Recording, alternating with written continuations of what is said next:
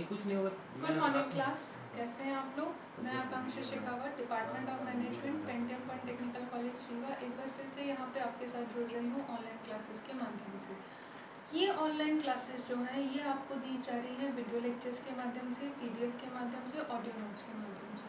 मैं उम्मीद करती हूँ कि आप लोग इन ऑनलाइन क्लासेस से अब कंफर्टेबल हो गए होंगे और जिस तरीके से हम लोग अपनी क्लासरूम स्टडी करते हैं उसी तरीके से इस वर्चुअल प्लेटफॉर्म पे भी आप लोग अपनी पढ़ाई कर रहे होंगे। एट प्रेजेंट जिस एक सिचुएशन में पूरा विश्व है, पूरी दुनिया है, उसी में हम लोग भी फंसे हुए हैं। ये जो वर्ल्ड पैंडमिक है, इसके अंदर जो सबसे इम्पॉर्टेंट चीज़ है जिस पे हमको ध्यान देना है वो है हमारी मेंटल हेल्थ और हमारी इम्यूनिटी। अगर आपका मेंटल हेल्थ सही रहेगा तो आपकी इम्यूनिटी अपने आप ही स्ट्रांग रहेगी। इसके लिए दो चीज़ें ज़रूर करिए। एक चीज़, नेगेटिव चीज़ों से अपना ध्यान हटाइए और दूसरी चीज़, पॉजिटिव चीज़ों की तरफ अपना ध्यान लगाइए। नेगेटिव की अगर हम लोग बात करें तो जो ऐसी चीज़ें हैं जो कि आपको क्या करती है, हताश करती हैं, उनकी तरफ ज़्यादा आप ध्यान मत दीजिए और जो पॉजिटिव चीज़ें हैं उनकी तरफ ध्यान लगाइए। जैसे आपकी पढ़ाई, तो मैं उम्मीद करती हूँ कि जैसे आप लोग क्लास के लिए एक्साइटेड रहते थे उसी तरीके से आप इन वीडियो लेक्चर्स के लिए भी उतने ही एक्साइटेड रहते हैं, उसी तरीके से आप नोट्स बना रहे हैं और उसी तरीके से आप अपनी पढ़ाई को कर रहे हैं। अगर आपको किसी भी तरीके की कोई भी क्वेरी है तो वो क्वेरी आप बेझिझक पूछ सकते हैं। हम अपने सब्जेक्ट कॉर्पोरेट लीगल फ्रेमवर्क का एक टॉपिक कल हम लोगों ने स्टार्ट किया था, कंपनी मैनेजमेंट। उसके 2 सेशंस हम लोग कल ऑलरेडी कंडक्ट कर चुके हैं, जिसके अंदर हम लोगों ने बात की थी कंपनी मैनेजमेंट के ओवरव्यू के बारे में और डायरेक्टर्स के डिस्क्वालिफिकेशंस के बारे में, पोजीशन के बारे में और अपॉइंटमेंट के बारे में। ये जो हमारा लेक्चर है ये है हमारा कंपनी मैनेजमेंट का पार्ट 3। इसके अंदर हम लोग बात करेंगे सबसे पहले क्वालिफिकेशन शेयर्स के बारे में, उसके बाद हम बात करेंगे powers of board of directors के बारे में और उसके बाद हम बात करेंगे ड्यूटीज ऑफ डायरेक्टर के बारे में। चलिए, सबसे पहले अगर हम लोग बात करें क्वालिफिकेशन शेयर क्या होते हैं। क्वालिफिकेशन शेयर्स का मतलब होता है योग्यता अंश। योग्यता अंश हम किसे कहते हैं?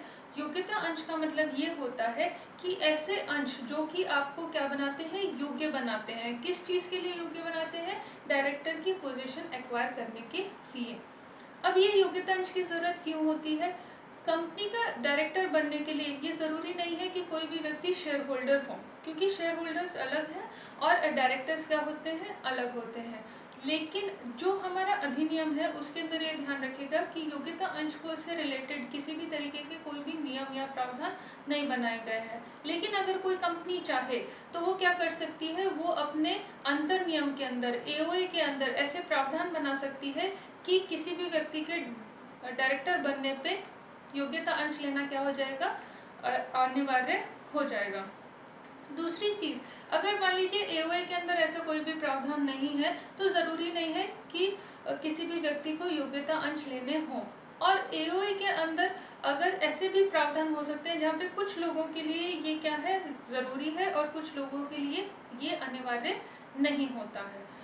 अगर हम बात करें योग्यता अंश की, अगर कोई व्यक्ति है जिसकी नियुक्ति निदेशक के पद के लिए हो जाती है, डायरेक्टर के पद के लिए हो जाती है, तो उसे नियुक्त होने के 2 महीने के अंदर योग्यता अंश लेना क्या हो जाता है, अनिवार्य हो जाता है। और उसका जो पूरा कार्यकाल रहेगा, जो पूरा टेन्योर रहेगा, उसके अंदर उसे ये क्वालिफिकेशन शेयर्स को क्या करना पड़ेगा, मेंटेन करना पड़ेगा।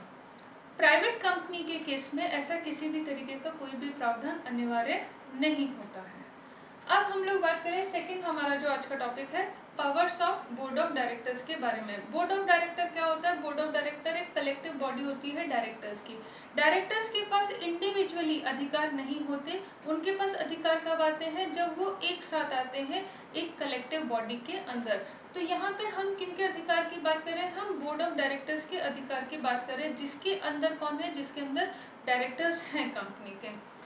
अगर हम बोर्ड ऑफ डायरेक्टर्स के अधिकारों के बारे में बात करें तो इनके अधिकारों को हम 2 कैटेगरीज में जनरली डिवाइड कर सकते हैं। एक होते हैं हमारे ऑर्डिनरी अधिकार और दूसरे होते हैं हमारे स्पेशल पावर्स। ऑर्डिनरी अधिकार हो गए हमारे साधारण अधिकार और स्पेशल पावर्स हो गई हैं हमारी विशेष अधिकार। अगर हम ऑर्डिनरी अधिकारों के बारे में बात करें तो जो आपके ऑर्डिनरी पावर्स होते हैं उनको डिफाइन किया जाता है in the section 179 of companies act. Ordinary powers क्या होती है, बोर्ड ऑफ डायरेक्टर की ऑर्डिनरी पावर्स ये कहती है कि बोर्ड ऑफ डायरेक्टर्स जो होते हैं, all powers for which company is authorised, a board of director is also authorised. जो शक्तियाँ किसी कंपनी के पास अपना व्यापार करने के लिए होती है, वही शक्तियाँ बोर्ड ऑफ डायरेक्टर के पास होती है व्यापार करने के लिए।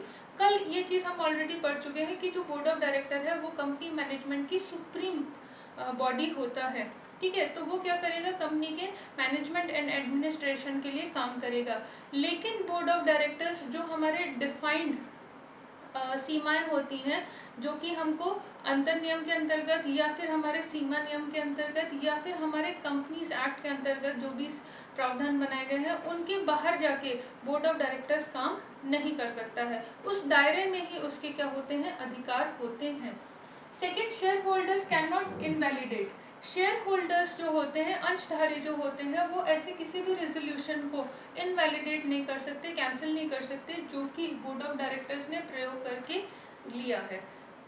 उसके बाद में अगर हम लोग बात करें तो ऑर्डिनरी पावर्स के अंदर एक और चीज़ ये कही जाती है कि जो बोर्ड ऑफ डायरेक्टर्स होते हैं उनका कंट्रोल होता है कंपनी के अधिकारियों के ऊपर। जो कंपनी के अधिकारी होते हैं उन अधिकारियों के ऊपर बोर्ड ऑफ डायरेक्टर्स का कंट्रोल होता है। इसके बाद अगर हम बात करें स्पेशल पावर्स के अंदर, तो स्पेशल पावर्स कौन सी पावर्स होती है, जो बोर्ड ऑफ डायरेक्टर होता है वो अपने जो भी डिसीजंस है वो कहाँ पे ले सकता है, वो बोर्ड मीटिंग के अंदर अपने डिसीजंस ले सकता है। तो ऐसे जो डिसीजंस, ऐसी जो पावर्स जो कि किसी भी कंपनी के बोर्ड मीटिंग के अंदर रेजोल्यूशन पास करके दी जाती है, उसे हम क्या कहते हैं, उसे हम स्पेशल पावर्स कहते हैं। और ये बोर्ड मीटिंग के अंदर जो भी रेजोल्यूशन हम पास करेंगे उसे according to section 175 of companies act ही पूरा किया जाएगा। अब अगर हम लोग बात करें स्पेशल पावर्स की, तो सबसे पहला पावर जो होता है कंपनी के बोर्ड ऑफ डायरेक्टर के पास में, वो होता है to make calls on shareholder. जो कंपनी के अंशधारी होते हैं उनकी याचनाओं के लिए क्या किया जा सकता है, बुलाया जा सकता है। Buy back securities and shares, जो कंपनी की प्रतिभूति होती है और जो कंपनी के अंश होते हैं उनको वापस से खरीदा जा सकता है। Issue securities and shares, company के जो सिक्योरिटीज होती है, प्रतिभूति होती है और जो शेयर्स होते हैं उनको क्या किया जा सकता है, इशू किया जा सकता है। बोरो मनी, उधार लेना। इन्वेस्टिंग द फंड्स, जो भी कंपनी के फंड्स हैं जो कि कंपनी के व्यापार करने के लिए हमारे पास होते हैं, उनको क्या किया जा सकता है, इन्वेस्ट किया जा सकता है। लेकिन इन्वेस्टिंग फंड्स में एक चीज़ ध्यान रखिएगा कि ये फंड्स सिर्फ और सिर्फ किसके फेवर के लिए होने चाहिए, कंपनी के व्यापार के लिए ही होना चाहिए। ग्रांट लोन्स, अगर किसी को लोन ग्रांट करना है। अप्रूव फाइनेंशियल स्टेटमेंट, जो कंपनी के फाइनेंशियल स्टेटमेंट्स होते हैं उनका अनुमोदन करना। Approve amalgamation and mergers, company के जो भी अमालगमेशन होते हैं, समामेलन होते हैं, मर्जर्स होते हैं, विलयन होते हैं, उनका क्या करना है, अप्रूवल करना है। डाइवर्सिफाइंग द बिजनेस, अगर हमको कंपनी के बिजनेस का विस्तार करना है। टेक ओवर दी कंपनी, अगर किसी दूसरी कंपनी को हमको क्या करना है, टेक ओवर करना है। तो ये इसके लिए क्या होते हैं, इसके लिए स्पेशल पावर्स है जो कि प्रदान किए जाते हैं। एक और चीज़ जो कि हमको यहाँ पे जानना जरूरी है, सेक्शन 117।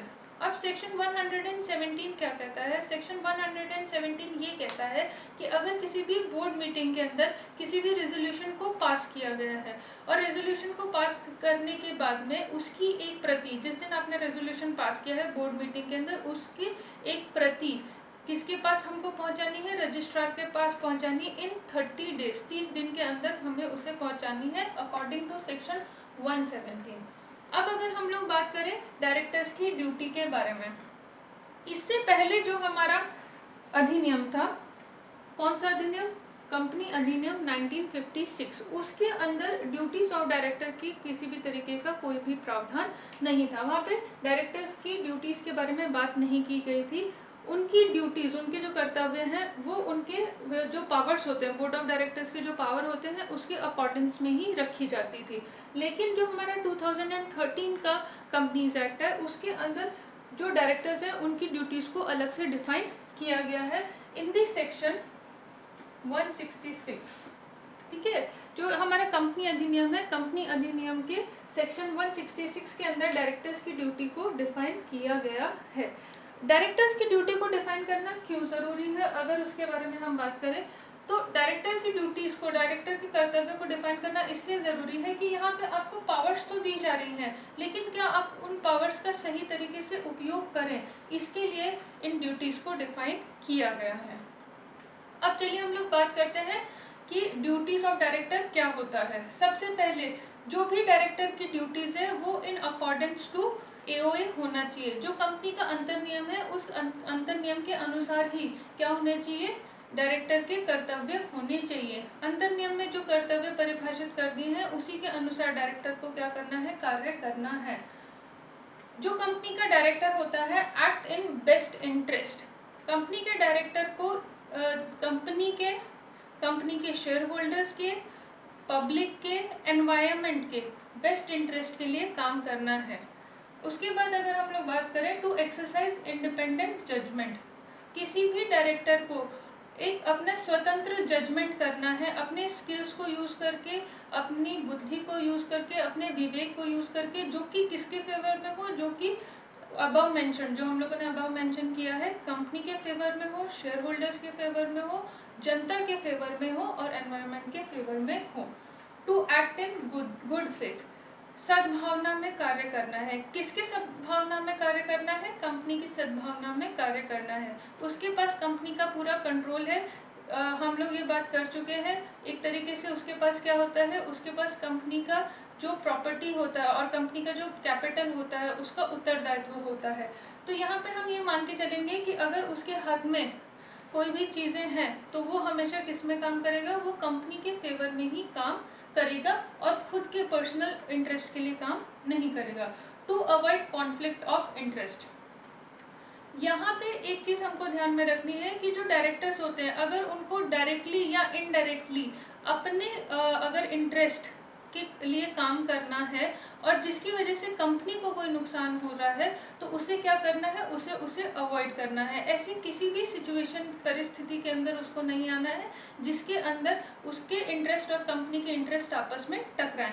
अगर ऐसा होता है तो उसे क्या करना है, उसे कंपनी का इंटरेस्ट अपने पर्सनल इंटरेस्ट से ऊपर रखना है। टू अवॉइड अनड्यू गेन, किसी भी तरीके का अनुचित लाभ को उसको क्या करना है, अवॉइड करना है। मतलब कि जो वो काम करेगा तो वो किसके लिए काम करेगा, वो कंपनी के लिए ही काम करेगा। तो इस तरीके का उसे कोई भी काम नहीं करना है जिसके अंदर उसको या उसके परिवार को या फिर उसके किसी भी जान पहचान के व्यक्ति को किसी भी तरीके का अनुचित लाभ प्राप्त हो रहा हो कंपनी के माध्यम से। अगर ऐसा है तो आप किसके थ्रू जाइए, आप एओए के अंदर जो भी डिफाइंड हमारे प्रावधान है उसके अकॉर्डिंगली ही जाइए। Not to assign office to other person, director जो है, डायरेक्टर को इलेक्ट किया जाता है शेयर होल्डर्स के द्वारा एजीएम के अंदर। तो डायरेक्टर अपना जो ऑफिस होता है, अपना जो कार्यभार होता है वो किसी दूसरे व्यक्ति को असाइन नहीं कर सकता है। इस तरीके का उसके पास में कोई भी पावर नहीं होता है। एंड टू मेंटेन कॉन्फिडेंशियलिटी, अब जो डायरेक्टर है, डायरेक्टर के पास में क्या है, डायरेक्टर के पास में कंपनी की सारी इंफॉर्मेशन है। तो ये मान के चलते हैं कि ये डायरेक्टर की कर्तव्य बनता है कि वो क्या करेगा, वो गोपनीयता का ध्यान रखेगा और वो कंपनी के जो भी डॉक्यूमेंट्स हैं, मान लीजिए कोई भी कंपनी सीक्रेट्स हैं, कंपनी के जो भी फाइनेंशियल स्टेटमेंट्स हो गए, तो उनको वो क्या नहीं करेगा, उनको वो डिस्क्लोज नहीं करेगा और वो गोपनीयता का ध्यान रखेगा। तो ये है डायरेक्टर्स की ड्यूटीज। अब मैं उम्मीद करती हूँ कि आज की जो क्लास है उससे आपको जो 3 टॉपिक्स हम लोगों ने यहाँ पे बात की है उनको समझना इजी रहा होगा। जो हमारा नेक्स्ट सेशन है जो हम लोग आफ्टरनून में कंडक्ट करेंगे उसके अंदर हम लोग बात करेंगे लायबिलिटीज ऑफ डायरेक्टर के बारे में और किस तरीके से हम डायरेक्टर को पद से हटा सकते हैं उसके बारे में, और उसके साथ में हम लोग कंपनी मैनेजमेंट को कंक्लूड करेंगे। मैं उम्मीद करती हूँ कि इस सेशन से आपको फ़ायदा मिला होगा। अगर आपको किसी भी तरीके की कोई भी क्वेरी है तो उसे आप पूछ सकते हैं। नीचे बने हुए बेल आइकन को प्रेस करिए, चैनल को सब्सक्राइब करिए और अपने सब्जेक्ट रिलेटेड जितने भी वीडियोज़ हैं उनको जल्द से जल्द पाइए। Thank you so much. Okay.